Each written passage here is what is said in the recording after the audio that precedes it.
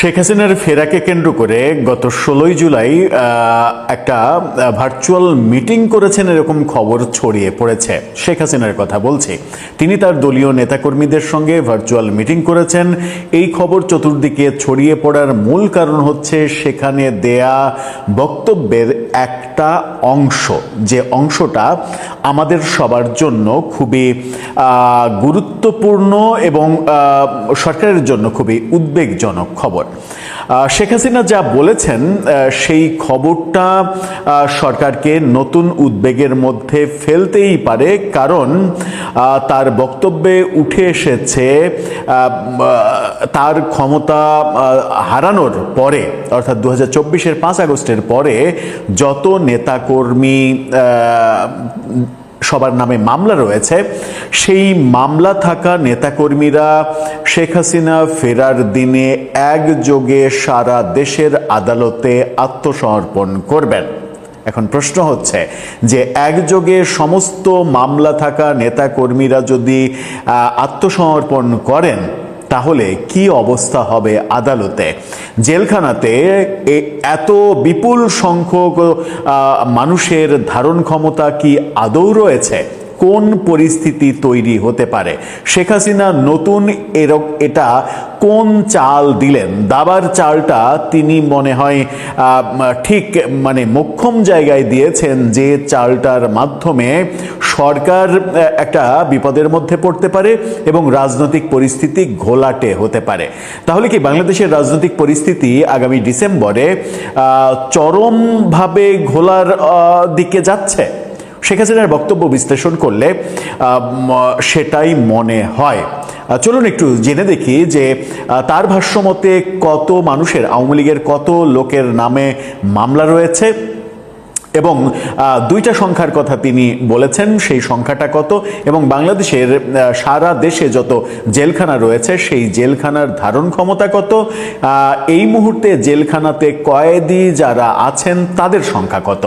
এই পরিসংখ্যানগুলো বিশ্লেষণ করলেই বোঝা যাবে যে কোন ধরনের নয়া বিপদের আমদানি হচ্ছে। থাকবেন দর্শক। বলছিলাম 16ই জুলাই বাংলাদেশে সরকারি উদ্যোগে এবং বেসরকারি উদ্যোগে জুলাই শহীদ দিবস পালন করা হলো। এই দিনই 24-এর এই দিনই রংপুরের বেগম রোকেয়া বিশ্ববিদ্যালয়ের শিক্ষার্থী আবু সাইদ তিনি নিহত হয়েছিলেন। পুলিশের সামনে দুহাত প্রসারিত করে বুক পেতে দিয়েছিলেন।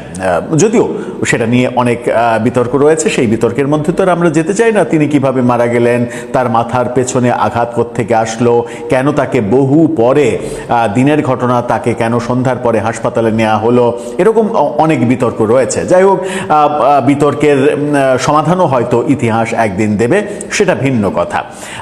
সরকারিভাবে যখন জুলাই শহীদ দিবস পালন করা হচ্ছে, দ্বিতীয় বর্ষপূর্তি পালন করা হচ্ছে, তখন অন্যদিকে আওয়ামী লীগ গণহত্যা দিবস পালন করছে। আওয়ামী লীগের নেতাকর্মীদের মারা হয়েছে এরকম দিবস পালন করছে, কারণ 2025-এর পরের বছরে এই 16ই জুলাই পদযাত্রার ভিন্ন মাত্রা আমরা দেখেছিলাম গোপালগঞ্জে। সেই পদযাত্রার নাম পরিবর্তন করে এনসিপি গোপালগঞ্জে গিয়ে একটা বাজে অবস্থা তৈরি করেছিল এবং সেখানে আইনশৃঙ্খলা রক্ষাকারী বাহিনীর গুলিতে 5 জন আওয়ামী লীগের নেতাকর্মী নিহত হয়েছিলেন।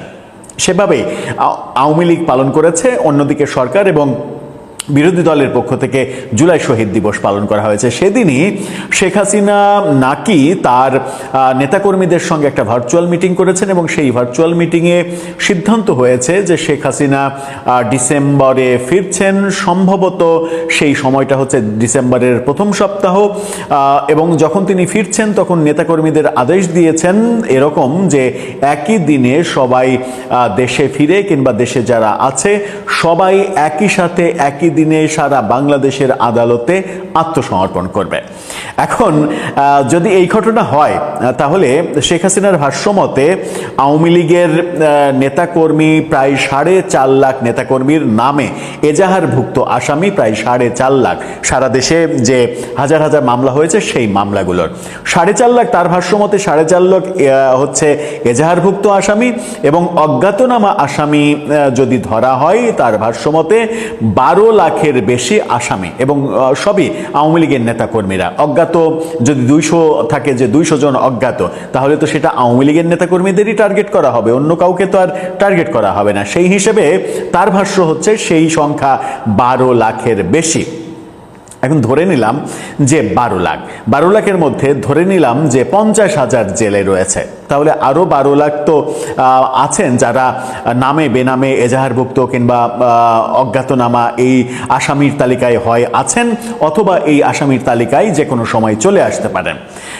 এখন 12 লাখের হিসাব বাদ দিলাম, তিনি বলছেন যে এজাহারভুক্ত আসামি 4.5 লাখ। এই 4.5 লাখ মানুষই যদি একযোগে মানে তার ফেরার দিনে সারা দেশের আদালতে আত্মসমর্পণ করেন, তাহলে কি আদালতের উপায় থাকবে তাদেরকে জামিন না দিয়ে?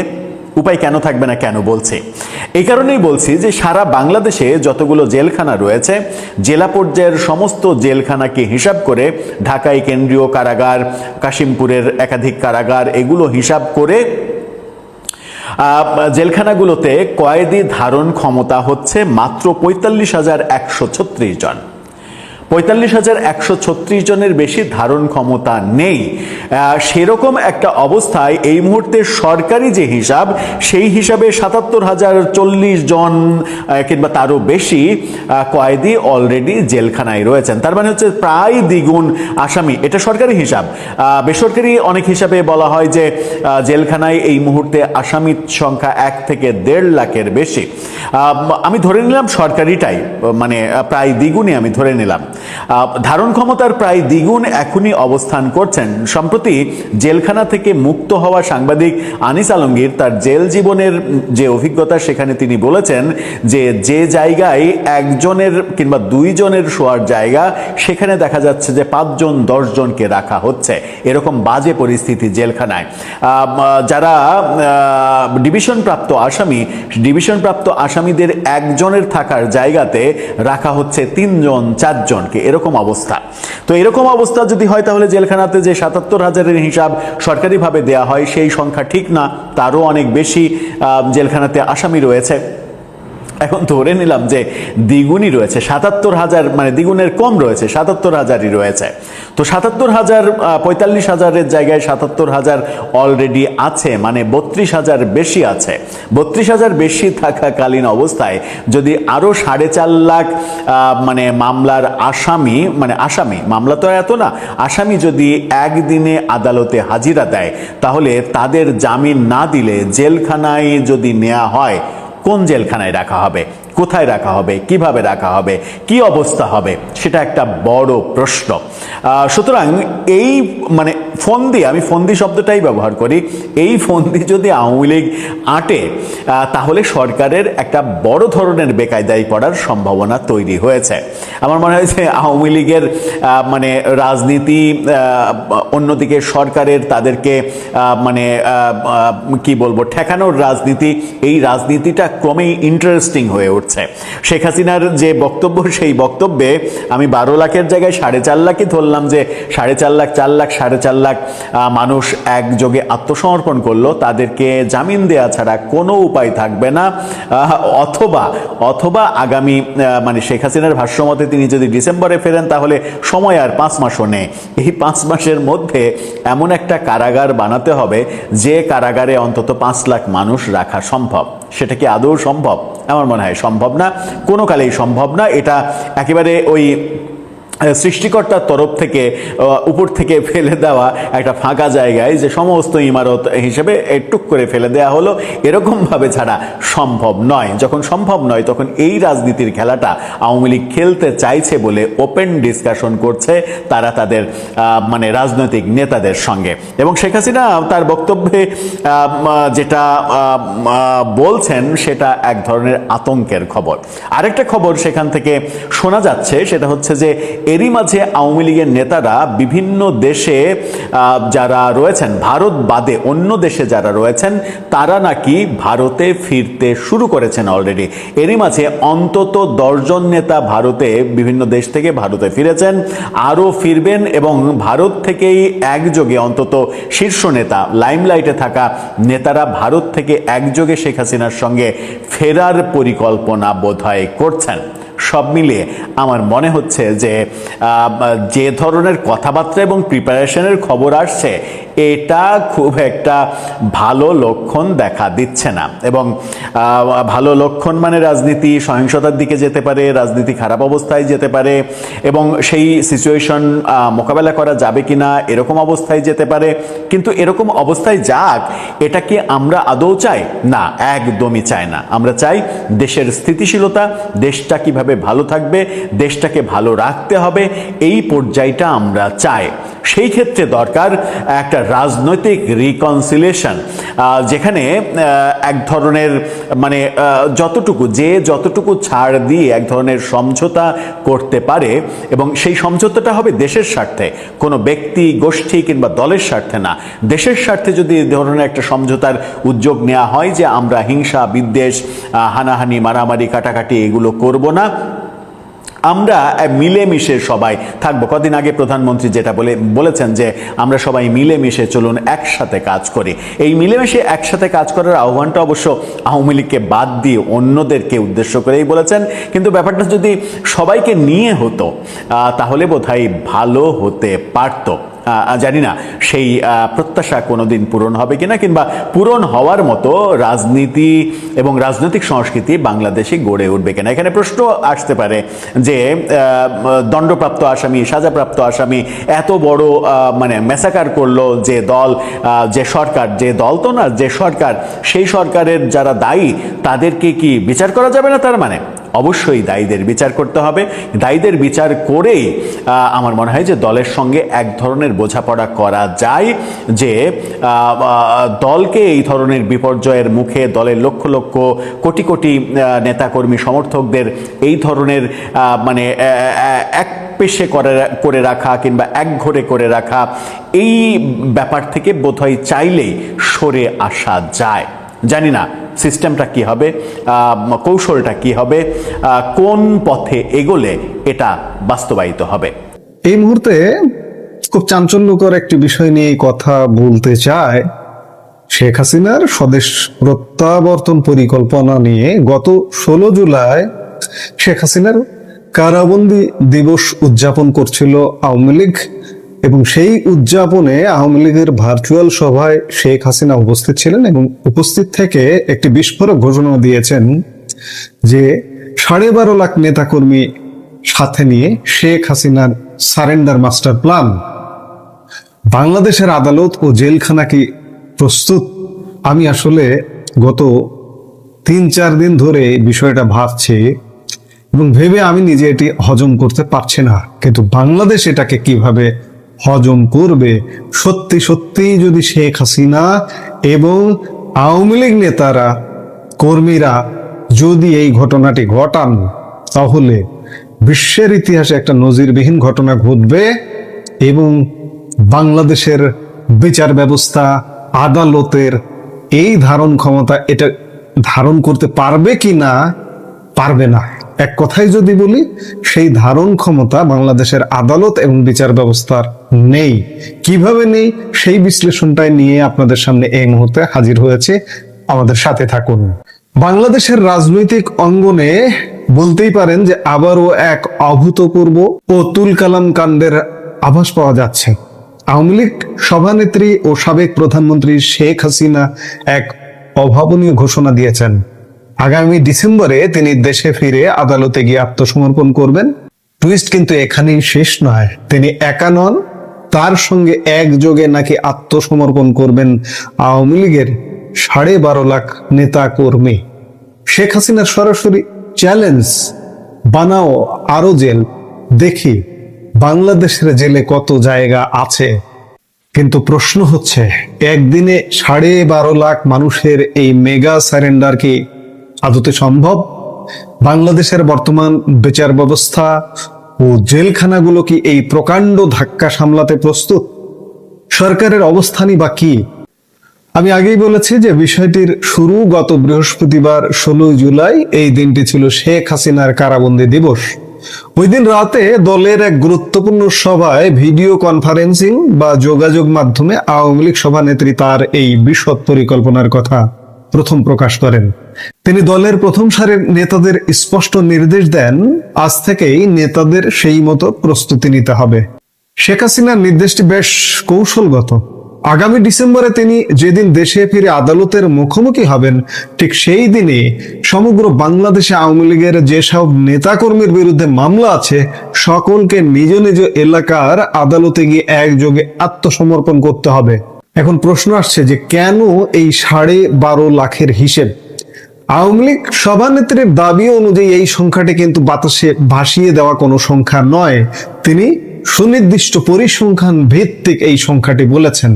সাবেক প্রধানমন্ত্রী জানান, তার সংগ্রহীত তথ্য অনুযায়ী এ পর্যন্ত আওয়ামী লীগের প্রায় 4.5 লাখ নেতাকর্মীর বিরুদ্ধে সরাসরি মামলা দায়ের করা হয়েছে, আর বাকি প্রায় 8.5 লাখ অজ্ঞাত পরিচয় ব্যক্তির বিরুদ্ধে মামলা করে রেখেছে পুলিশ।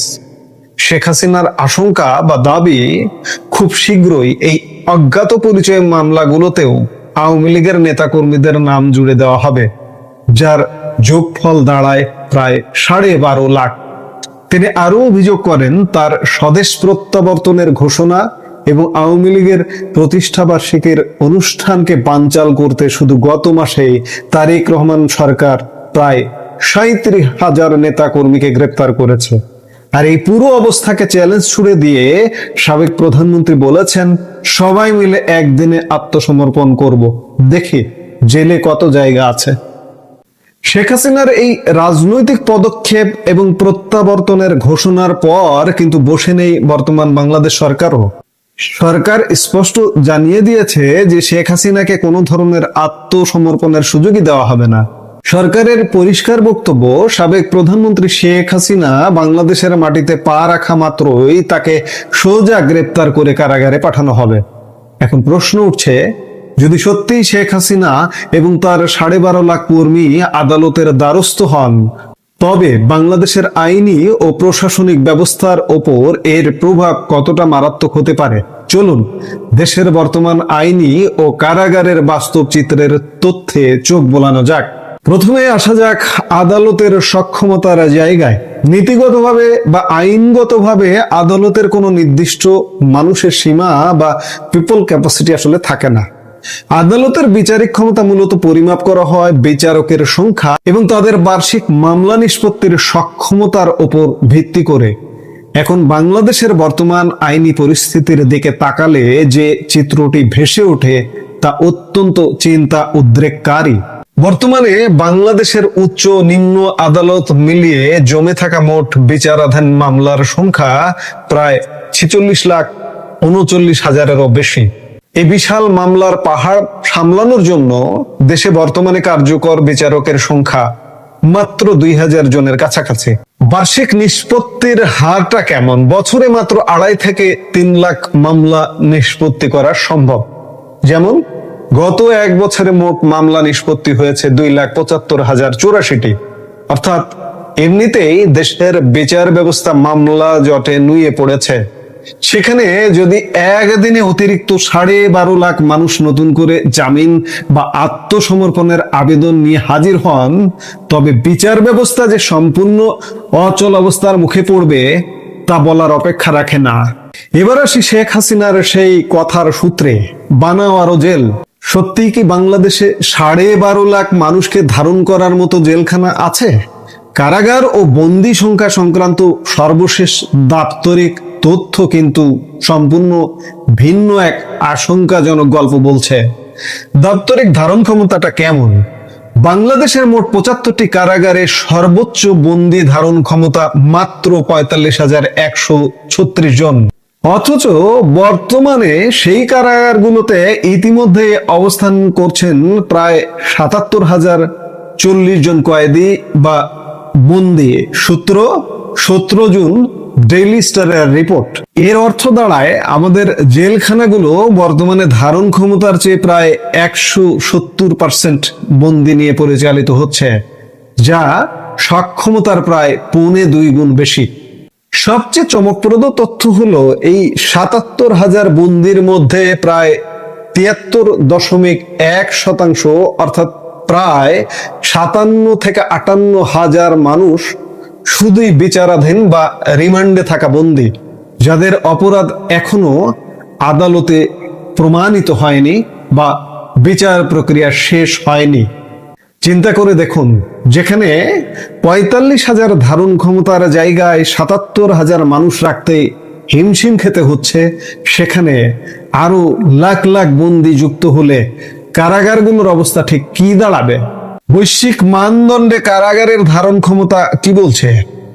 বৈশ্বিক মানদণ্ড বলছে ধারণ ক্ষমতার ১০০%-এর নিচে রাখা জাতিসংঘের মানবাধিকার মানদণ্ড।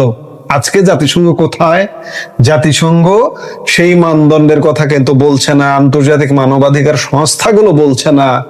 অথচ বাংলাদেশে দেখুন, কারাগারে বন্দী করে রাখা হয়েছে প্রায় ১৭০% ধারণ ক্ষমতা বা অতিরিক্ত বোঝা নিয়ে বাংলাদেশের কারাগার চালিত হচ্ছে।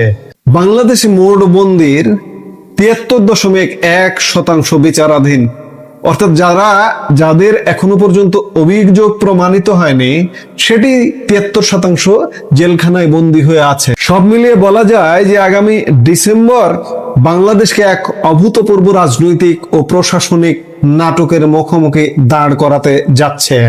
একদিকে সাবেক প্রধানমন্ত্রী শেখ হাসিনার ১২.৫ লাখ নেতাকর্মী নিয়ে আত্মসমর্পণের রাজনৈতিক চ্যালেঞ্জ, আর অন্যদিকে তারেক রহমান সরকারের শক্ত অবস্থান।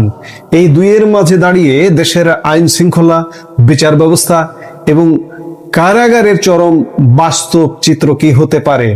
বিদ্যমান বিচারক সংকট এবং উপচে পড়া কারাগারগুলোর পক্ষে একদিনে এই বিপুল সংখ্যক মানুষের আইনি প্রক্রিয়া সামাল দেওয়া কতটা সম্ভব হবে, তা নিয়ে এখন বিলিয়ন ডলারের প্রশ্ন রয়ে গেছে।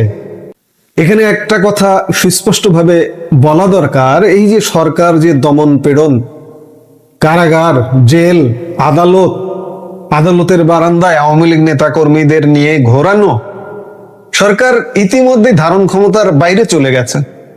এর বাইরে যদি আরো বেশি বাড়াবাড়ি করতে যায়, বাংলাদেশের বিচার ব্যবস্থা, বাংলাদেশের আইন শৃঙ্খলা ব্যবস্থা, বাংলাদেশের জেলখানা, আদালত আসলে অবশিষ্ট থাকবে কি না, সেই প্রশ্নটা কিন্তু এখন দেখা দেওয়াটা অস্বাভাবিক নয়। আপনি চিন্তা করুন যে কত গুণ বেশি নিয়ে সত্যি শেখ হাসিনা এবং আওয়ামী লীগ নেতা কর্মীরা, আসলেই এটা এখন হয়তো কারো বিশ্বাস হবে না, সত্যি সত্যি তারা আত্মসমর্পণ করবেন। আত্মসমর্পণ করা ছাড়া আওয়ামী লীগ নেতা কর্মীদের উপায় নেই, তাদের দেয়ালে পিঠ ঠেকে গেছে। আত্মসমর্পণ নেই, এমনি চুপচাপ আছেন। মব কিন্তু এখনো চারিদিকে চলছে, এখনো বুলডোজার দিয়ে আওয়ামী লীগ নেতা কর্মীদের বাড়িঘর ভেঙে দেওয়া হচ্ছে। এই তাণ্ডবগুলো থেকে রক্ষা পেতে হলে আপনারা নির্দ্বিধায় আত্মসমর্পণ করুন। আত্মসমর্পণ করবেন আপনারা, কিন্তু আপনাদের ধরে রাখতে পারবেন না, অসম্ভব। জেলে ধারণ ক্ষমতা ৪৫,০০০, সেখানে আছে, পত্রিকার রিপোর্ট বলছে প্রকৃত সংখ্যা আরো বেশি হতে পারে, পত্রিকা বলছে ৭৭,০০০। আপনি চিন্তা করুন, এই হিসাবটা আপনিই করুন।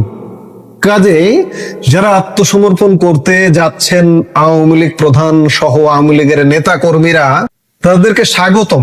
আপনারা আত্মসমর্পণ করুন। দেশের এই যে শ্বাসরুদ্ধকর অবস্থা, এই শাসক বর্তমানের সরকার, আগের ইউনূস সরকার বাস্তবতা বোঝে না, যার কারণে দেশের এক বৃহত্তর জনগোষ্ঠীকে কণ্ঠ চেপে ধরে শাসন করতে চায়। সেই শাসন যে করা সম্ভব নয়, এদেরকে একটু বুঝিয়ে দিন আপনারা। আমরা দেশের সাধারণ জনগণও এটিকে সমর্থন জানাবো যে আপনারা আত্মসমর্পণ করুন। আপনাদের স্বাগত জানাই এই আত্মসমর্পণে। এই মুহূর্তের ভিডিও থেকে বিদায় নিতে চাইছি। দেখা হবে পরবর্তী ভিডিওতে।